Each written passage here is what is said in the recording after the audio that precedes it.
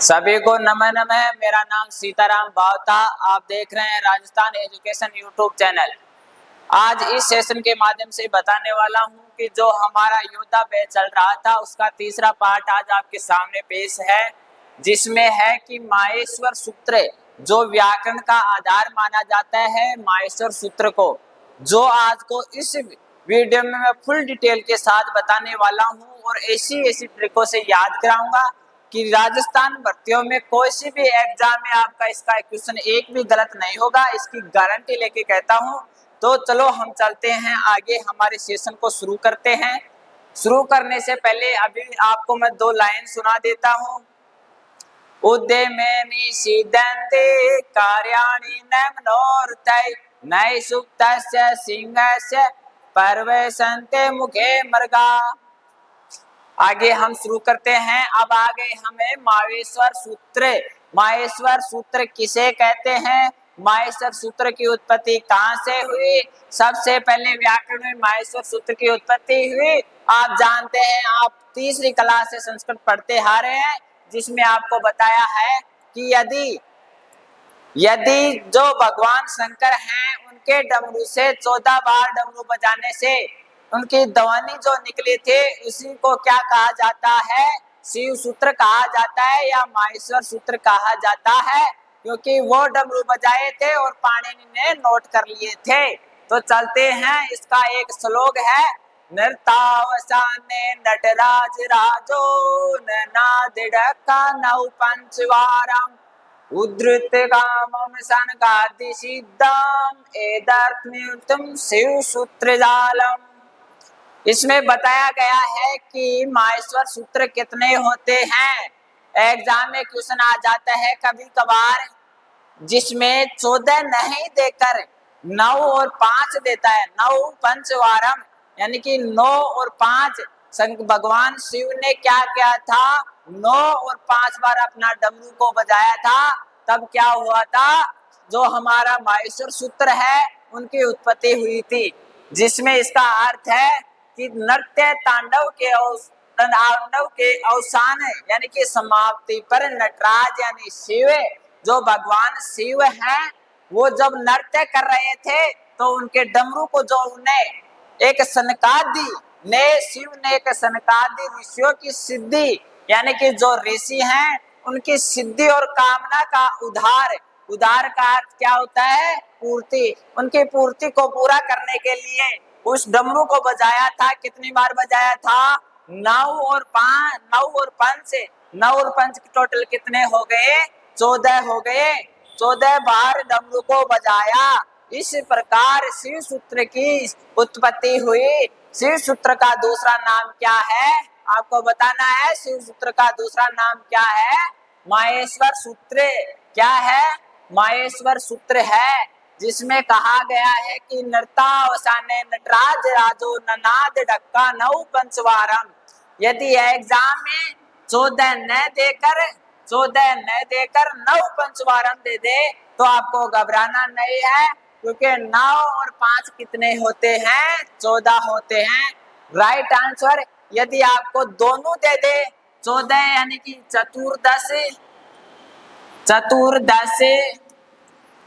चतुर्दश और 9 पंचवारम दे दे तो आपको करना है 9 पंचवारम, क्योंकि पाणिनि ने भी 14 कहीं पर नहीं लिखे, 9 पंचवारम लिखे, इसलिए यह सबसे पहले राइट माना जाएगा। तो चलते हैं, हमारे सेशन को आगे बढ़ाते हैं। और जो भाई अभी तक हमारे सेशन को लाइक शेयर नहीं किया तो वीडियो को लाइक शेयर कर दीजिए और अपने दोस्तों को भी बताइए कि भाई वहाँ चल रहा है योद्धा बैच, आप कहाँ हैं, जो आपको शिक्षक भर्तियों के लिए महत्वपूर्ण है। जिसमें अब आ गए हमारे माहेश्वर सूत्र। आपको पता होना चाहिए माहेश्वर सूत्र के लिखा कौन था? पाणिनि। किसके डमरू से उत्पत्ति हुई थी? भगवान शिव के डमरू से उत्पत्ति हुई थी। और कितनी बार डमरू को बजाया था आपको बताना है। 9 और 5 यानी कि 9 और 5 बार डमरू को बजाया था, जिसमें पहला है अयुण रे ल रे के ए ओ आन ए आउच आई आउच हाय अवरट लण यम गण नम झबय गण धस जब गण धस खप चट तव कपय ससर हल। फिर आपको दोबारा रिपीट कर देता हूँ। ए ई ओण रे ल रेक ए ओ एन ए आई ओ आउच हयव रट लन यम गण नम झबय गण दस झब गण दस खप चट चटतौ कपय ससर हल। जिसमें आपको ट्रिक बताऊं, क्या बताऊं? ट्रिक याद करने की ट्रिक क्या होगी इसमें, तो मैं आपको बता देता हूं। सबसे पहले इसे क्या कहा जाता है? यहाँ से यह आपको क्या दिख रहा है? यह आपको दिख रहा है सवर। सवर कितने होते हैं आपको पता है? सवर 11 होते हैं। सवर कितने होते हैं? 11 होते हैं। जिसमें सवर दिया गया है ए, क्या है? ए है, ई है, ऊ है। क्या है? ए है, ई है, ऊ है, री है, लिरी है, ए है, ओ है, आई है, औ है। इतने तो क्या है? सवर हैं। आपको याद रखना है, इन अंतिम अक्षरों को छोड़कर चौथे माहेश्वर सूत्र तक आपको हमारे सवर लिख देने हैं। आपको याद हुआ कि नहीं हुआ? कमेंट करके बताइए। आई उण रेल रेके ए ओंग आई आउच। आप पूछेंगे कि सर इसमें इन अंतिम अक्षरों का क्या करें, तो आपको मैं आगे अगले वीडियो में बताऊंगा कि इनकी इच संज्ञा हो जाती है और जिसकी इच संज्ञा होती है उसका लोप हो जाता है। ये हमारे 4 कंप्लीट हो गए। अब बाकी के आते हैं। अच कितने हैं? अच आ गए एक तो। अच किसे कहते हैं? सवर को कहते हैं।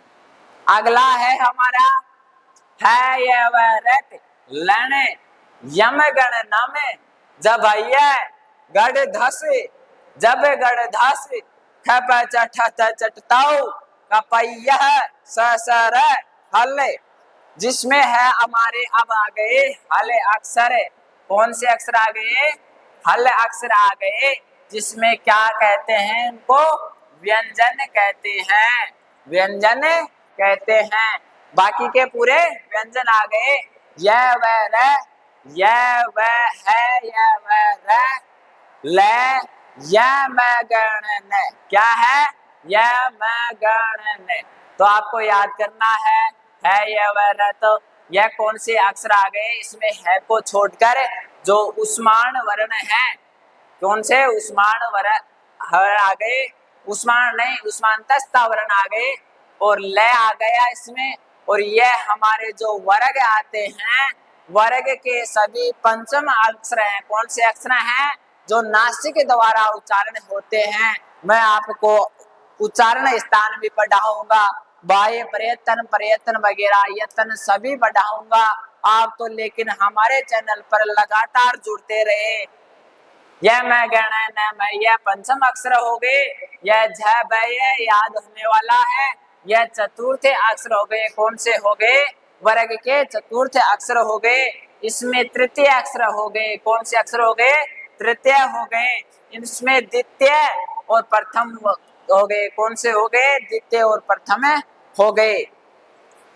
इसमें आ गया, इसमें उस्मान आ गया, इसमें है आ गया। तो आपको याद हुआ कि नहीं हुआ? चलो हमारे आगे चलते हैं। इससे पहले आपको मैं एक चीज और सिखा देता हूं। उसमें ही आपको इसके अलावा आता है माहेश्वर सूत्र किस चीज में काम, कि हर चीज में सूत्रों में आगे काम आएगा। कि प्रत्याहार, प्रत्याहार किसे कहा कहते हैं, तो आपको मैं बताऊं। जैसे आपने बार अच पढ़ा था, अच का मतलब क्या होता है आपको पता है? संस्कृत में पूछ लिया जाए प्रत्याहार कितने होते हैं? 42 होते हैं। कितने होते हैं? 42।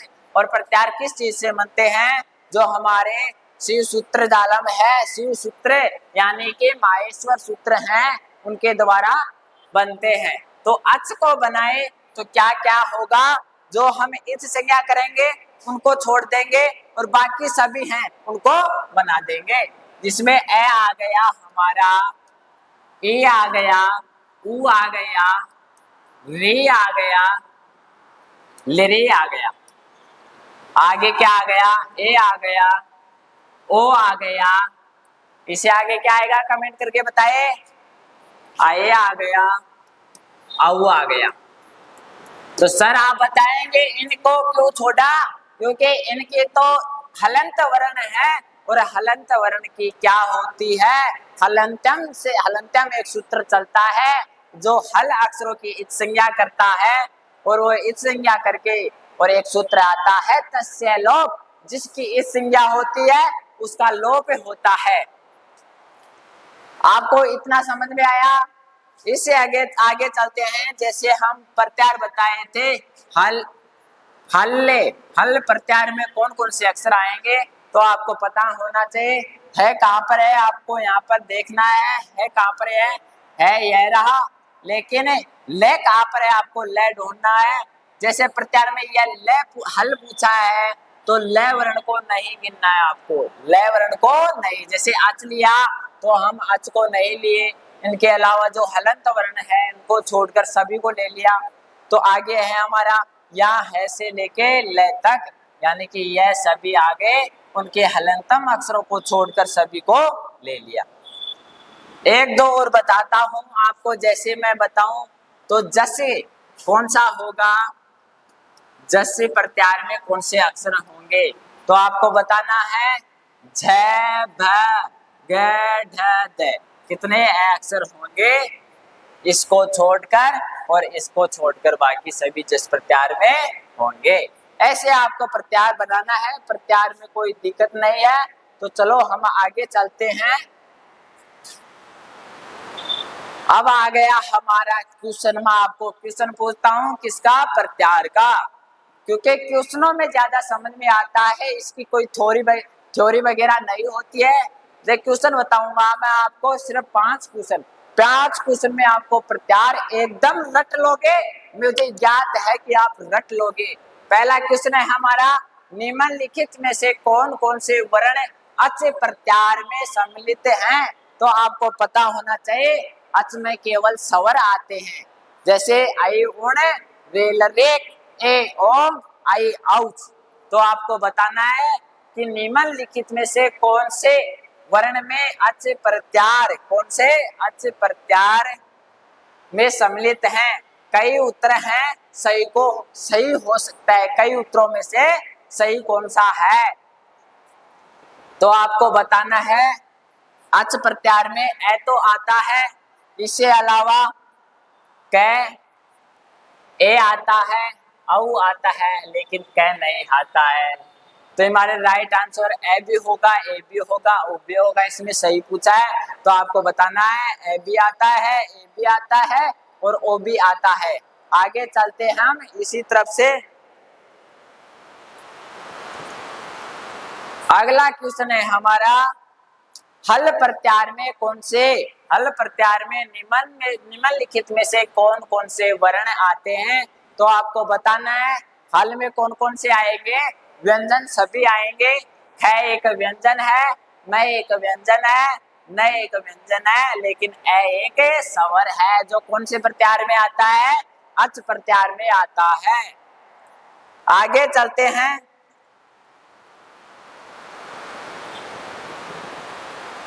यण प्रत्यार में कौन से अक्षर आएंगे, तो आपको याद होना चाहिए यण प्रत्यार में कौन कौन से अक्षर आएंगे।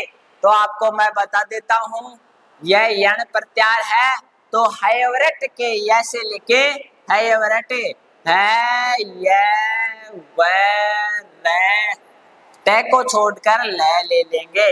यह कौन सा हो गया, यण हो गया।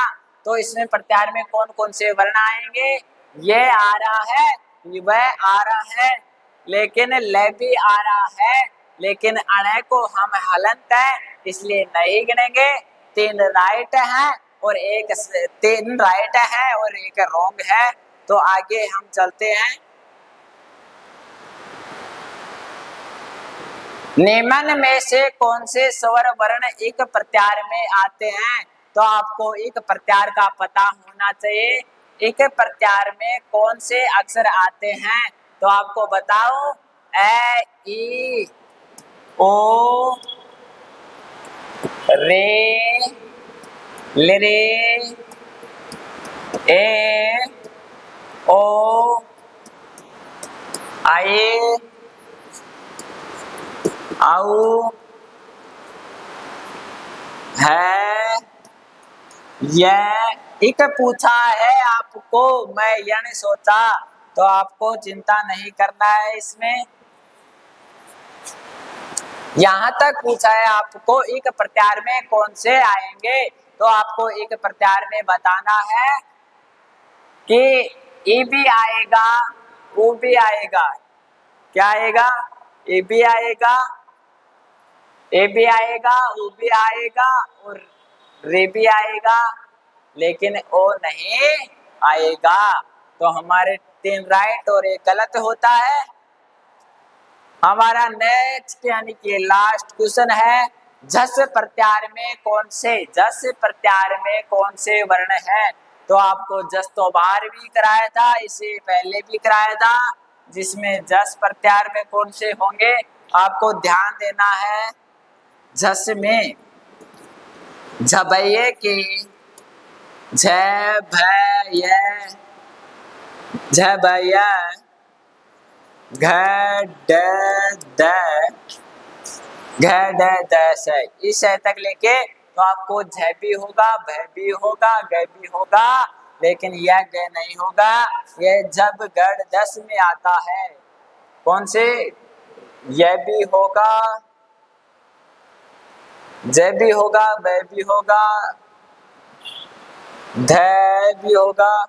इसमें सभी राइट है। कौन से हैं? सभी राइट हैं। तो अगला क्वेश्चन हमारा यह कंप्लीट हो गया और अब हम आपको थोड़ी सी इंफॉर्मेशन बता देते हैं। हम नहीं बोलते हैं, हमारा रिजल्ट बोलता है। हम नहीं बोलते हैं, हमारा रिजल्ट बोलता है। सिंस 2019 से योद्धा कैरियर एकेडमी नीम का थाना में एक फाउंडर है विक्रम सिंह। योद्धा कैरियर एकेडमी नीम का थाना, फाउंडेशन का मतलब होता है योद्धा। 11वीं और 12वीं बायोलॉजी फाउंडेशन के साथ नीट एमएनएस नर्सिंग की तैयारी करें 11वीं 12वीं के साथ। आपको मौका नहीं चूकना है। और इसी के 11वीं 12वीं के साथ एग्रीकल्चर फाउंडेशन में जेट सीयूटी आईसीआर बीएचयू भाव की तैयारी करें 11वीं 12वीं के साथ। इससे अगला है 11वीं और 12वीं के साथ mathematics foundation IIT gene NDA NDRI की तैयारी करें 11वीं 12वीं के साथ। आपके पास शानदार मौका है, आपका भरोसा और हमारी जीत है। इन कॉन्टेक्ट नंबरों पर कांटेक्ट करें और अभी अपना रजिस्ट्रेशन करें और मौका को नहीं चूकने दे। संतोषी एड्रेस है इसका, संतोषी माता मंदिर के सामने नीम का थाना। और इन नंबरों पर कॉल करके इंक्वायरी करें और इसके बारे में ज्यादा से ज्यादा जाने। समाप्त होने से पहले मैं आपको बता देता हूं, जो हमारा पिछला व्याकरण का परिचय था, उस वीडियो को नहीं देखा तो उस वीडियो को जाके देख लिए। थैंक यू, धन्यवाद। मिलते हैं।